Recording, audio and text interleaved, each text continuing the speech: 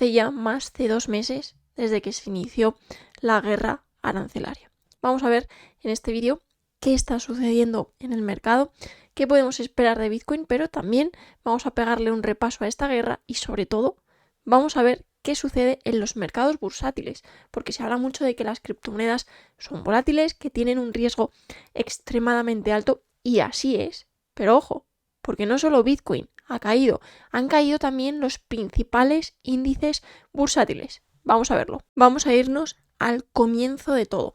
He ordenado por aquí una serie de noticias que son bastante importantes y vamos a verlas de forma bastante breve.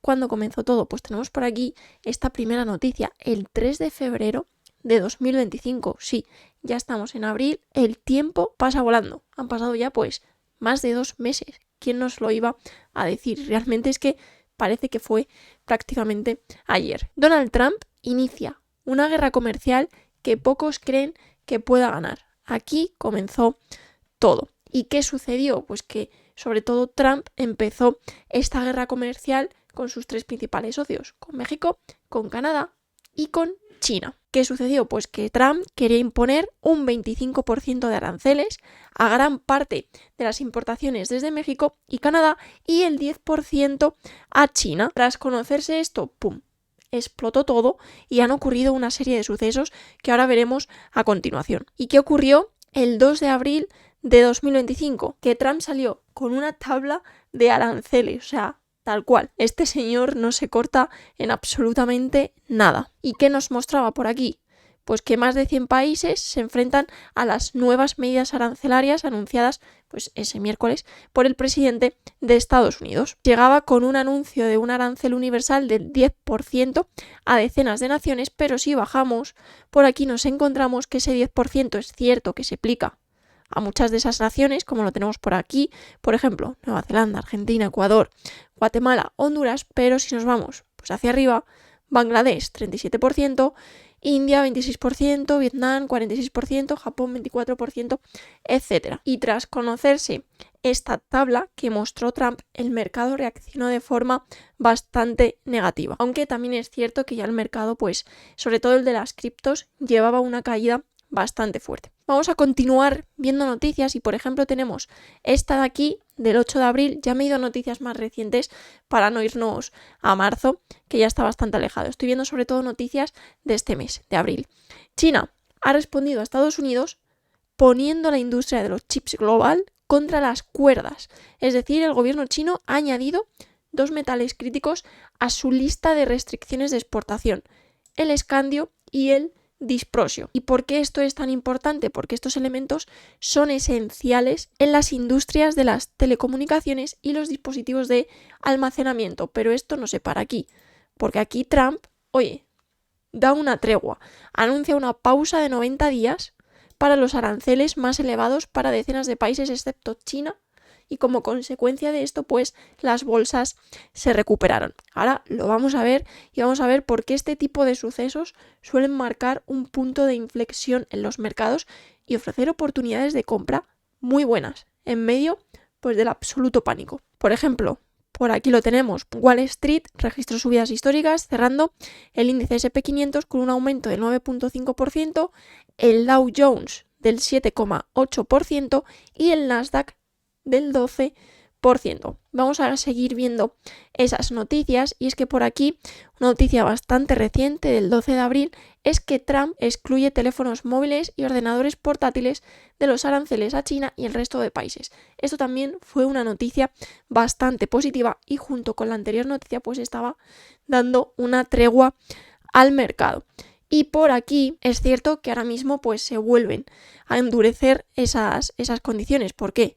Porque China endurece controles sobre exportación de tierras raras, generando alarma en la industria de defensa de Estados Unidos. Y por aquí tenemos pues esta noticia y es que China ha impuesto nuevas restricciones a la exportación de 7 elementos de tierras raras consideradas esenciales para el desarrollo de tecnología de defensa, energía y automoción. Y esto pues obviamente ha generado una gran preocupación en Estados Unidos porque dependen altamente de estos materiales. ¿Y por qué supone una amenaza para Estados Unidos? Pues sobre todo para su capacidad industrial y su capacidad militar. Y esto pues sobre todo afectaría a sectores claves como el armamento avanzado, aviones de combate, submarinos, misiles y sistemas de radar. Así que bueno, veremos a ver esto cómo avanza, pero desde luego que para Estados Unidos no es una noticia positiva y conociendo a Donald Trump, mucho cuidado porque puede salir por cualquier lado. También, ¿qué tenemos por aquí del 15 de abril? Que China ordena a sus aerolíneas suspender la recepción de aviones Boeing en respuesta a los aranceles de Trump. Y esto pues obviamente tampoco es positivo para Estados Unidos. Y para finalizar este repaso a esta guerra arancelaria nos vamos a una noticia muy actual del día 16 de abril.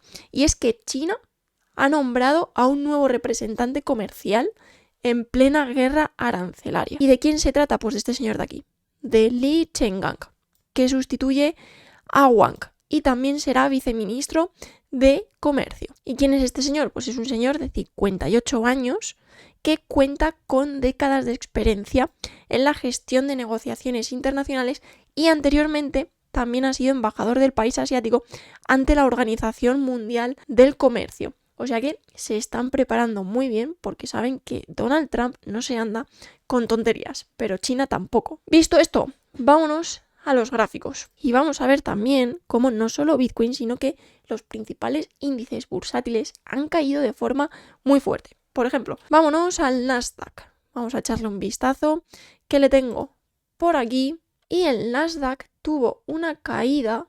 Me voy a ir a gráfico semanal para verlo pues muchísimo mejor. Tuvo una caída, aquí lo tenemos, el 31 de marzo, la semana del 31 de marzo, de un 11% aproximadamente.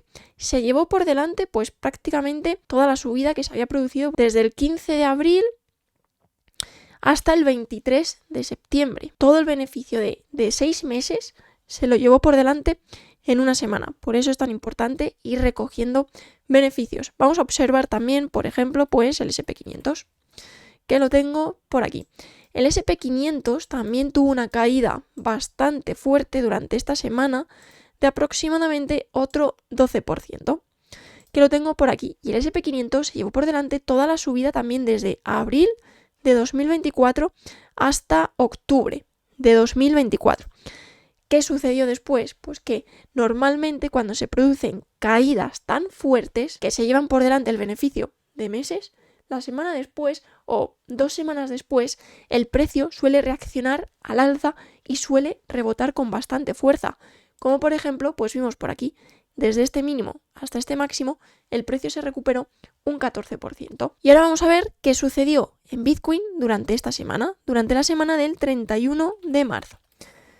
Vamos a echarle un vistazo, lo tengo por aquí, por ejemplo, pues en Coinbase. Esta semana de aquí, Bitcoin también tuvo una caída bastante fuerte si cogemos este máximo hasta este mínimo de un 13% aproximadamente. ¿Cuál es la diferencia? Pues que no se llevó por delante toda la subida de meses. Se llevó por delante la subida pues de esta semana de aquí y parte de esta semana de aquí, del 4 de noviembre al 11 de noviembre. Esas 2 semanas. Ahora que Bitcoin es volátil y los mercados bursátiles no. ¿Quién se ha llevado por delante la subida de 6 meses? Los principales índices bursátiles, porque Bitcoin no. Bitcoin ha caído, pero ha aguantado muy bien. Si tenemos en cuenta el movimiento que hizo Bitcoin desde abril de 2024 hasta octubre de 2024, Bitcoin actualmente estaría en beneficio. Hay una diferencia bastante notable con el Nasdaq y con el SP500. Muy importante, aquí lo que quiero recalcar es Bitcoin, ¿vale? ¿Por qué digo esto? Porque estoy hablando de Bitcoin, no de las altcoins. Las altcoins es algo totalmente distinto. No podemos comparar la trayectoria de Bitcoin desde 2009 con, por ejemplo, pues la trayectoria de Jupiter, con la trayectoria de Arbitrum, que son proyectos que tienen muy poco tiempo de vida, ¿vale, familia? Entonces, bueno, hacer una diferencia muy notable entre Bitcoin y las altcoins porque muchas personas lo meten en el mismo saco. Ahora bien, ¿qué podemos esperar de Bitcoin? Pues bueno, actualmente, si tenemos en cuenta este último impulso alcista en gráfico semanal, la estructura alcista se mantiene. De hecho, el precio ha estado muy cerca de tocar esta zona de demanda que tengo por aquí marcada, la zona del Golden Pocket, y ha rebotado bastante bien. Aspecto negativo, de momento mantenemos una estructura bajista en temporalidad diaria. Me voy a venir para acá para verlo pues muchísimo mejor. ¿Y por qué mantenemos una estructura bajista? Pues básicamente porque se mantiene esta trendline, que la voy a trazar mejor, y también porque se mantiene el último impulso bajista que tenemos por aquí. Lo voy a señalar para que lo distingáis, ¿vale? Además, si trazamos Fibo de este último impulso bajista, ¿dónde está rebotando el precio? Pues justo está rebotando por aquí, en el 78.60 de Fibonacci, es decir, en los 85.500. Mientras Bitcoin no consiga cerrar por encima de este nivel, podemos continuar viendo caídas. Si Bitcoin en gráfico diario consigue cerrar por encima de este nivel y por encima de toda esta trendline bajista, pues sería un signo muy positivo de que Bitcoin puede empezar a recuperarse. Mientras tanto, oye, calma. Y no solo en Bitcoin, también por ejemplo pues en Ethereum, que lo tenemos por aquí. Ethereum también mantiene una estructura bajista bastante clara, se puede observar por aquí, esta trendline la voy a quitar, pero se puede observar con estos máximos decrecientes y con estos mínimos decrecientes. De momento, ¿qué predomina? Pues la fuerza bajista, y podemos señalar también este impulso bajista. También, asimismo, en el corto plazo podríamos tener en cuenta esta trendline bajista. Así que mientras el precio se mantenga por debajo de esta trendline, podemos continuar viendo caídas sin ningún tipo de problema. Ahora bien, ¿qué tenemos que tener en cuenta de aquí al medio plazo? Que normalmente estos acontecimientos tan importantes a nivel mundial suelen marcar fuertes puntos de inflexión, como sucedió, pues, por ejemplo, en el COVID. Si nos vamos al Nasdaq, esto se puede observar de manera bastante clara. Voy a ponerlo en gráfico semanal. Sí. Estoy por aquí. ¿Y dónde podemos situar la caída del COVID? Pues por aquí. Lo voy a señalar. Toda esta caída de aquí que supuso desde este máximo una caída de casi un 30%. ¿Volvimos a ver estos precios? No. Si hacemos zoom, ¿dónde nos encontramos ahora? Pues un 157% por encima. ¿Qué puede ocurrir ahora? Un escenario bastante similar. Que esta guerra marque un suelo en los mercados y que los precios comiencen a recuperarse en los próximos meses. Ahora bien, esto no es de un día para otro. Esto sucedió en marzo de 2020. Es cierto que la subida fue bastante parabólica y bastante fuerte, pero es cuestión de semanas, cuestión de meses y sobre todo pues cuestión de años. Hay que tener mucha paciencia en estos casos porque también depende bastante de lo que diga Trump, de lo que diga China y de lo que manifiesten el resto de países. Pero lo que sí que hay que tener muy presente es que en los mayores momentos de pánico se dan las mejores oportunidades de inversión. Obviamente, esto no vale para todo. Hay que analizar muy bien un proyecto antes de invertir en él. Así que eso ha sido todo, familia. Espero que os haya gustado este vídeo. Espero que tengáis una Semana Santa muy buena. Si os ha gustado este vídeo, dejadme un buen like, dejadme un comentario y nos vemos en el próximo vídeo. Chao, chao.